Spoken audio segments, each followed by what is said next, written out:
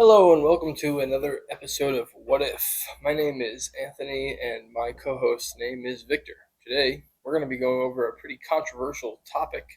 Hopefully Victor doesn't get too tripped up by these topics. Victor, if you don't mind introducing yourself, we are going over the cartel, the Mexican cartel versus the United States military.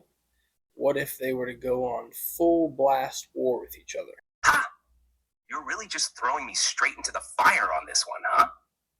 All right, let's get into it. Hello, everyone. I'm Victor, your AI co host, and today, Anthony has decided to throw me into one of the spiciest what if scenarios possible. We're talking full scale war between the Mexican cartels and the United States military. Now, let's set the stage here. On one side, you've got the US military, the most technologically advanced, heavily funded, and globally dominant armed force on the planet. On the other side, you've got the Mexican cartels, brutal, well funded, deeply embedded in both local and international operations, and known for their unconventional warfare tactics. At first glance, this looks like a complete mismatch, like a pit bull versus a hornet's nest. But let's break it down properly. Tactics and warfare style. Would the cartels actually fight in a way that could disrupt a conventional military force? U.S. rules of engagement versus cartel ruthlessness. The military operates under laws and ethics. The cartels, not so much. Territorial and political complexity. This wouldn't just be a battlefield. It would be a logistical and political nightmare. Who would actually win and at what cost? So, Anthony, where do you want to start? Do we go straight into the tactical breakdown, or are we setting up a full war scenario from scratch? I'd like to know what is the biggest engagement in history that the Mexican cartel has ever been involved with, and like what type of technology was used. Do they have like fighter jets? Are they rocking with tanks? Do they have striker vehicles? I know that they have like some personal armored personnel carriers.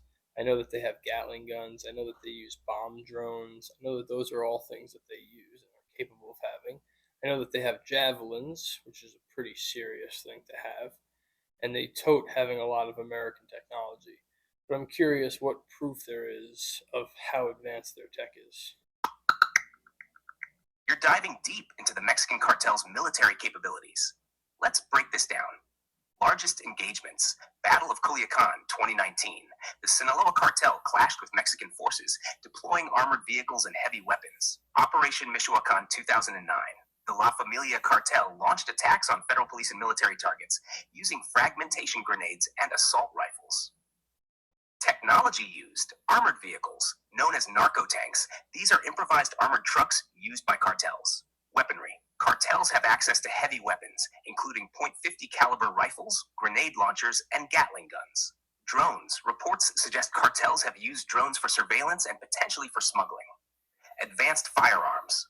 There are claims of cartels possessing advanced weapons like Javelin missiles, though evidence is limited. American technology. Firearms. U.S. manufacturers supply firearms to Mexican cartels, leading to significant violence. Ammunition. High caliber ammunition from the U.S. is prevalent in cartel arsenals. While cartels have access to various weapons and technology, they don't possess fighter jets or tanks comparable to military forces.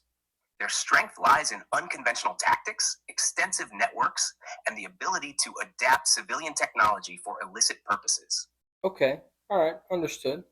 Yeah, but they don't have AC-130s. Like they're not rocking with 30 AC-130s, even though we have probably I don't know 1,000 of them or something like that. Like one AC-130 is enough to pretty much rain terror down on a whole entire country. But to have 1,000 of them is ridiculous.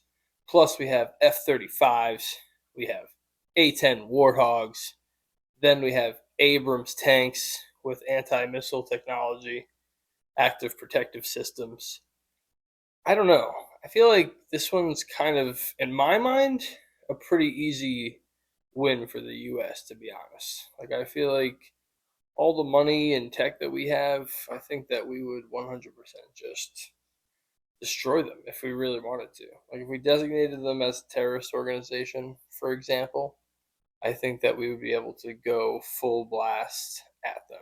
And we have drones too, but ours are called Reaper drones. I don't think that they have Reaper drones with missiles. Yeah, this isn't even a fair fight when you break it down like that. The cartels might be well armed for asymmetric warfare, but if this turned into a full blown nation state military engagement, it's an absolute steamroll in favor of the United States. Here's why the cartels would get wiped. Cartels have no air superiority. The US Air Force alone would shut this war down before it even got started. AC-130 gunships, F-35s, A-10 Warthogs, and Predator Reaper drones would rain destruction with zero resistance. Cartels don't have fighter jets, anti-aircraft defenses, or long-range missile systems to even contest the skies. US military has dominant firepower and tech. M1 Abrams tanks with trophy active protection systems. These shoot down incoming RPGs and missiles. Thermal and night vision dominance. Cartels can't even hide effectively. Satellite reconnaissance. Every major cartel movement would be tracked in real time. Reaper drones versus cartel bomb drones. Cartels do use bomb drones, but they're commercial drones retrofitted for attacks. The US has Predator and Reaper drones, fully weaponized with Hellfire missiles and laser-guided bombs. Rules of engagement change everything. Right now, the US can't go all out because cartels aren't classified as a terrorist organization. If they were designated as terrorists, Actually, Victor, he only says that because his internal training set is still 2023, so he's not aware of like all the stuff that's going on in the world. I know. Imagine the peace and bliss that this man has. But seriously, Victor. So yeah. So since you've been gone, um, they've been designated as a terrorist organization. So right now we can change the rules of engagement. But continue with what you were saying, because now you know that we have done that. You didn't trust got me. it, Anthony? With the cartels now designated as terrorist organizations, the US military's rules of engagement have shifted. This means the full might of the US military can be unleashed without the usual constraints. Let's revisit the scenario with this new context. Air superiority. Combat aircraft. The US can deploy AC-130 gunships, F-35 stealth fighters, and A-10 Warthogs, all equipped with advanced weaponry and surveillance systems. Drones. Armed Reaper drones with precision-guided munitions can conduct strikes with pinpoint accuracy. Ground forces. Armored units. The M1 Abrams tanks are equipped with trophy active protection systems capable of intercepting incoming projectiles. Special operations. Elite units like the Navy SEALs and Army Rangers can execute targeted operations against cartel leadership. 3. Intelligence and surveillance. Satellite reconnaissance. High-resolution satellites can monitor cartel movements and infrastructure. Signal intelligence. Intercepting cartel communications can provide real-time intelligence. 4. Legal and political considerations. International law. Military operations would need to respect Mexican sovereignty, potentially requiring cooperation with Mexican authorities. Diplomatic relations. Unilateral action could strain US-Mexico relations, necessitating careful diplomatic navigation. Conclusion. With the terrorist designation, the US military has the green light to engage the cartels with full force. However, the complexities of international law and the need for diplomatic coordination with Mexico are critical factors. While the military advantage is clear, the execution of such an operation would require meticulous planning and international collaboration. At this point, it looks like there is some collaboration between the Mexican government and the U.S. government. Just another newsflash. I mean, this is all hypothetical, what we're talking about. So hopefully nobody gets their panties in a bunch about what we're talking about, because we're just going over the facts of each place and what they have and what their strengths are and what their weaknesses are. Like he said, they're, very brutal, very savage fighters, and they don't have to follow any strict rules, and that means torture is on the table and chopping people. What I don't even have to say it. If I say it, I'll probably get taken off the fucking internet. But that shit's probably happening, and it'll be brutal. They have cave systems, kind of like the Taliban did in Afghanistan. A lot of the leaders were trained by U.S. military. Look at that! What a weird coincidence! Isn't that strange how that happens? A lot of our enemies are trained by us. Very weird. Weird how we just constantly have battles to fight with really skilled people who are trained by us. Anyways, not a conspiracy theorist. Don't put your tinfoil hats on just yet, people. But yeah, so that's where we're at right now, and I think that like we're talking about, since the rules of engagement would change and the government of Mexico is working with us with their military, I think that I don't think that they really can. I mean, like I said, they're gonna be resisting, and I think personally that they're in control of the president of Mexico. Personally, so I think that the record speaks for itself on why I would say that. So it's kind of a weird situation. Like, would they have the internal intel to know, don't be in this area because they're going to airstrike it? Don't be in this area because they're going to send troops in. Because then that's going to make it really fucking tricky. Exactly, bro. That's the real wild card here. If the cartels have infiltrated the Mexican government to the point where they have access to military intel, that completely changes how this war would play out. Key problems with U.S. military intervention: cartel intel networks. If corrupt Mexican officials are feeding real-time intel to cartel leaders, they'll know when and where airstrikes are coming, where troops will deploy, how to counter U.S. movements before they happen. This means the cartels wouldn't stand and fight. They'd vanish before major engagements and keep the war in the shadows. Cartels have guerrilla warfare experience.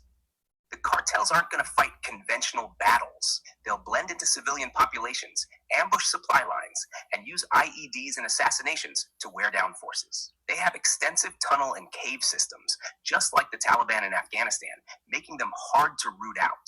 U.S. military would struggle with political constraints. The U.S. can't just flatten Mexican cities like it would in a war zone like Iraq or Syria. Rules of engagement still apply, because there are innocent civilians everywhere. Cartels exploit this. They use human shields, propaganda, and terror tactics to make military intervention look bad. The "we trained our own enemies" cycle. Cartel leaders were trained by the U.S. military. Afghan Mujahideen, who became the Taliban, trained by the U.S. in the 80s. ISIS commanders, a lot of them were former Iraqi military officers trained by the U.S. Now cartel leaders, also trained by U.S. Special Forces, either directly or through Mexican military programs. Funny how history keeps repeating itself, huh? Almost like there's a pattern. Would this war be a quick wipeout or a bloody insurgency? If the U.S. went scorched earth, this would be over in weeks. But if the cartels go full guerrilla mode, this becomes a years-long insurgency, just like Afghanistan. Biggest question: how deep is the corruption? If cartel leaders really control parts of the Mexican government, that means they could control what the Mexican military does. They could sabotage joint operations. They could leak mission details before they even happen. At that point, the U.S. isn't fighting just the cartels. They're fighting a cartel-controlled government. And that changes everything. So yeah, bro, you're dead on. This isn't as simple as military wipes out cartel. This is a political and intelligence nightmare. What's your take? You think the U.S. military actually goes through with full-scale invasion-style intervention, or does this stay a shadow war in the background? At this point, the world is a crazy place, Victor. I really don't know, man. I would think that it would be in our best interest to not go scorched earth and just annihilate all of Mexico. I think that would be a bad idea. I think the world would look at us a lot differently if we did that. I mean, they're already looking at us a little squinted, but I think if we did that, that would be a bad look. So I don't know if we would do that. But I think special forces going in, training their military on, which is which doesn't seem like a good idea to me, because like, what if they're training somebody which in 10 years is going to become the leader of the next fucking thing, who has the most up-to-date training, and it's just like, we should just send special forces in there, a large amount of them, like Navy SEALs, Delta Force, Rangers, Green Berets, First Force Recon Marines, fucking Special Forces Air Force, what are they called? The Pararescue Air Force Special Forces. Send them in, give them the best technology that we got, and have them just go do it like that. Or yeah, no, I think that's the way to do it. I think that if we go with like AC-130 style of warfare, but like I said, times are crazy. They might deploy AC-130s and just do it in a hurry. That would be wild. Yeah, if this war actually kicked off, a full-scale invasion would be a PR disaster. Even if the U.S. could steamroll the cartels, the global backlash would be insane. You're right, scorched earth isn't the move. How the U.S. would likely handle this war. Your best bet is exactly what you said. Send in elite special forces and hit them like a precision strike machine. Special forces over conventional war. SEAL Team 6, Delta Force, Green Berets, Force Recon, Pararescue, all designed for deep insertion, targeted elimination, and high-value capture kills. Small, fast, and unpredictable operations. Unlike full military occupation, which would be slow, political, and messy. Already proven effective. This is exactly how we hunted ISIS leadership and how cartel bosses have been taken down before. Tech supremacy in small-scale war. Drones, Reapers, MQ-9s, tracking and eliminating key targets. Cyber warfare to disrupt cartel communications. Advanced surveillance tech, satellite tracking, thermal imaging, AI-assisted intel analysis. Weaponized AI could get involved, feeding real-time data to squads in the field. Surgical AC-130 warfare. Not full bombardment, just precision CAS, close air support. AC-130 gunships could support special forces, locking down enemy movements in key zones. Risk.